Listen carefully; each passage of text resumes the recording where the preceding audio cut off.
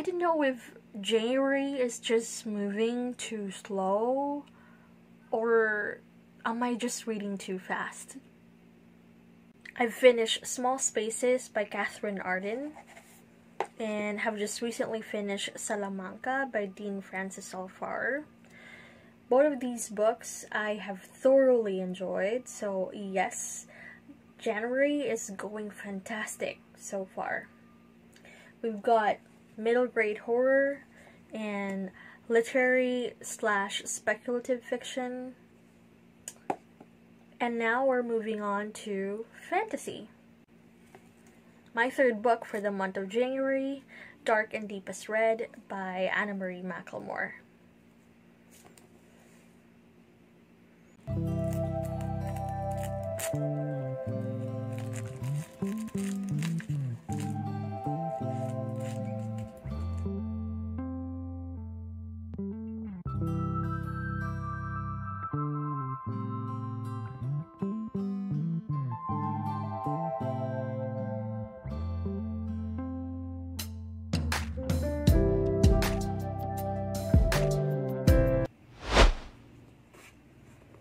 So I'm 115 pages in on Dark and Deepest Red, and should we have a conversation about multiple point of views? I think we should have a conversation about multiple point of views. Before anything else though, can I just, wow. The vividness of this narration style, of Anna Marie Mclemore's narration style, is so breathtakingly visual. Every chapter is bursting with so much colors, in every sense of the word, like literally and figuratively. If I annotated this book for every single time that I read a shade or color in every sentence, I would have probably consumed like, I don't know, 3 or 4 years worth of sticky tabs. I'm not even kidding. We could probably Google and list down all the shades and colors known to mankind, and then we could play a bingo game over their usage and appearance in this book. Everything is here, which I guess is, not exactly a bad thing, because I guess it's just staying true and faithful to what the title promises, Dark and Deepest Red. So okay. Back to the topic, multiple POVs. This might truly be a case-to-case preference because some readers think that multiple POVs are fun, while some readers think that multiple POVs can be quite of a distraction and, an obstacle to establishing a firm connection to the characters. I guess especially if there are a lot, or if they alternate too frequently. For me, I have long ago learned that when it comes to multiple POVs, I realized that I have a threshold.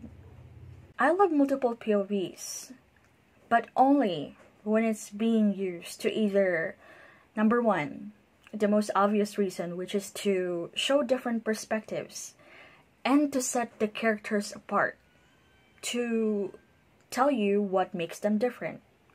And secondly, if it's being used to reveal layers of the plot to a more powerful or original effect. I have only read like a handful of books which were somewhat successful in pulling these two things off nicely when it comes to multiple perspectives. As a matter of fact, one of my all-time favorite books, Alice Hoffman's The Dove Keepers, was able to utilize multiple POVs so brilliantly that for as long as I could, I have always kept my mind open about the multiple POVs trope. I love this book with my whole life. Like, I have written a review on one of my reading blogs before about this book. I love this so much. Alice Hoffman's The Dove Keepers have 4 parts devoted to its 4 protagonists, and I have never at any point felt like it should just focus solely on one single character, because every single one of the 4 protagonists here have something new to offer, and each one of their perspective has something critical and integral to move the plot forward. I know it's a grave sin to compare books side by side, but I really wish that I could say the same for Dark and Deepest Red. I really do. I really do. I promise.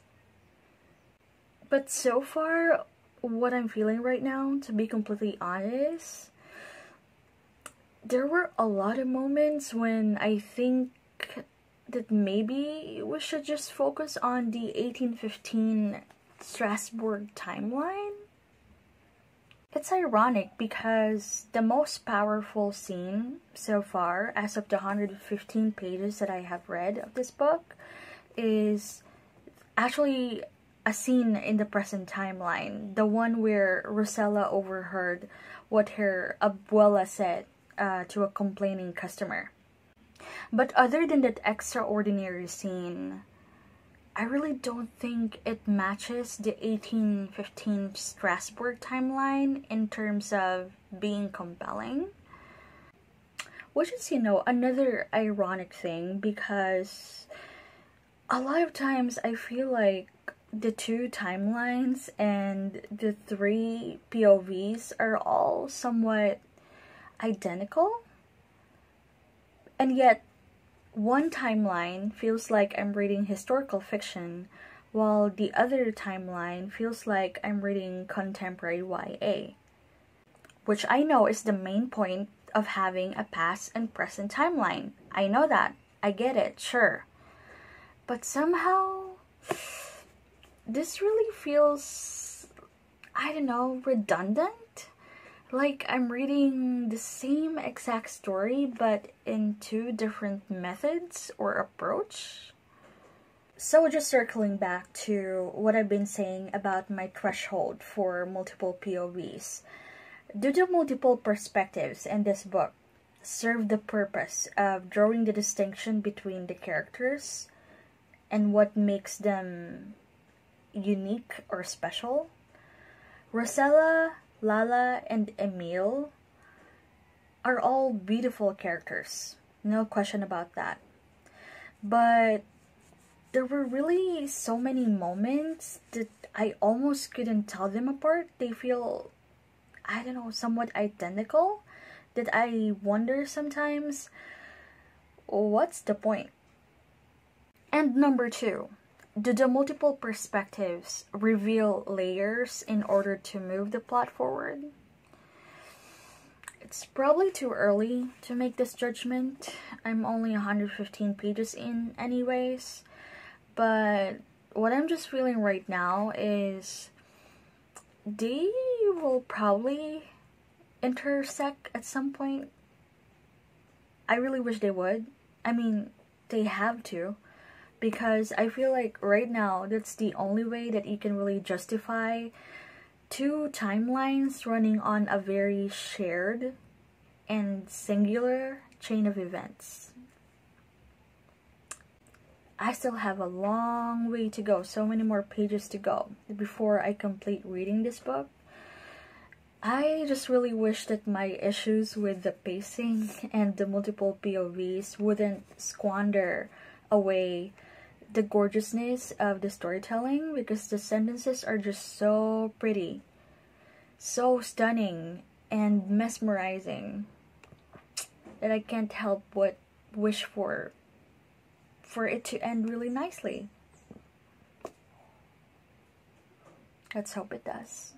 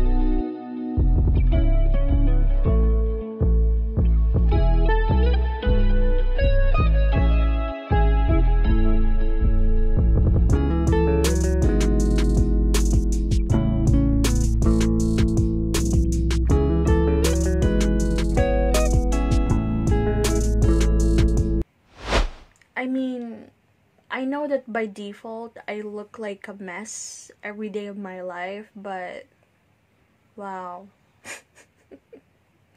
I'm next level messy for some reason. I think it's been over 24 hours since my family and I had our booster vaccination yesterday, and I just mostly spent my time on the queue reading this book and spacing out and just having an existential crisis.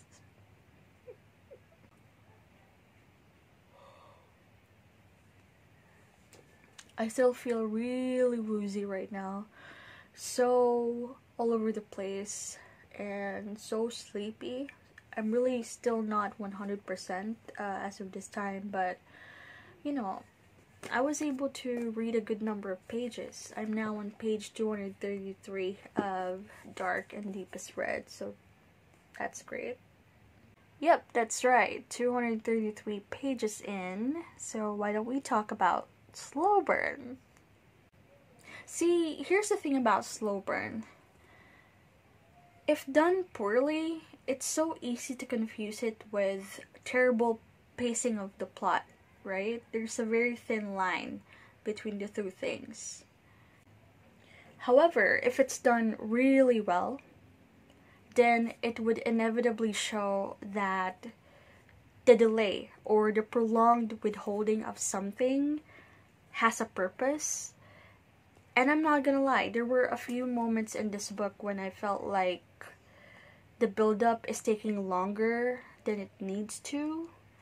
But I'm 233 pages now, and I'm in the middle of the payoff of the slow burn, the fruit of the waiting, and it's so good. The conflict, the dilemma, the life and death stakes. The slow burn makes sense. And the waiting didn't at all diminish the impact of this tension, this climax, this suspense that's happening right now in this latter pages. And I'm all for it. I really thought that I got this all figured out, you know? I was thinking I was prepared. I really thought that my foresight got this all locked down, on point, that it's either gonna end this way or that way, but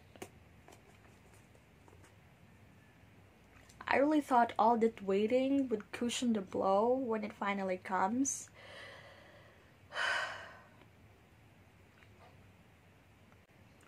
I think I only have less than 100 pages left, so I'll probably go back to bed and take a nap and then finish this book today.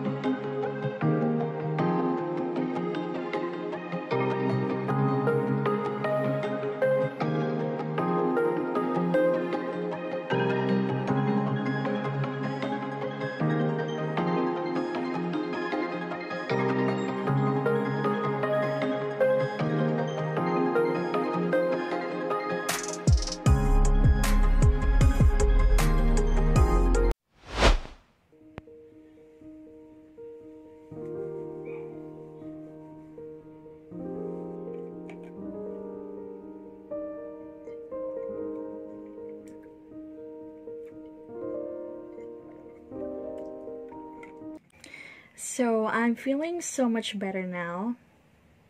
I am no longer feeling that lethargic, and I think my sleeping patterns have also improved. I'm still wearing my pajamas like 90% of the time, but you know, I'm feeling so much more refreshed. And of course, best of all, I have already finished Dark and Deepest Red.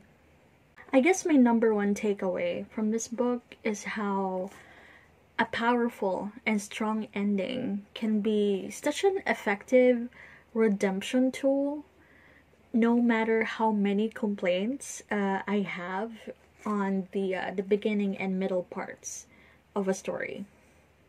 There are really cases like these when I feel like I can look past all the things that I feel like I've been dissatisfied with, probably on the first half of the book, or probably even 3/4 of the book, as long as on the last couple of pages it would make me feel like everything has been done for a purpose. Is Dark and Deepest Red a perfect book? Probably no, but it has a very sharp, very strong, very clear-cut message that it wants to tell its readers, and it's very important. There is one part here, I think this was in one of Rosella's chapters, let's see, page 280, which I think very beautifully sums up what the book wants to say.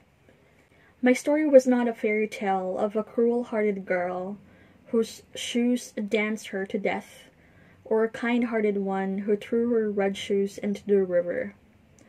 This was not a story about a wicked queen made to wear iron heels, or a lovely golden-haired girl in slippers of glass. This had been about a fever, a nightmare, a dance made into a curse. It was about women turning their own fears into their sharpest blades. If you're into books with strong female characters who defy the system, if you are into books that are about representation, and if you don't mind slow burn plots that have a satisfying, very unexpected but heartwarming endings, definitely read this book. This month is almost over. I hope you are safe. I hope you're still reading great books. And thank you so much for watching this video. See you on my next one.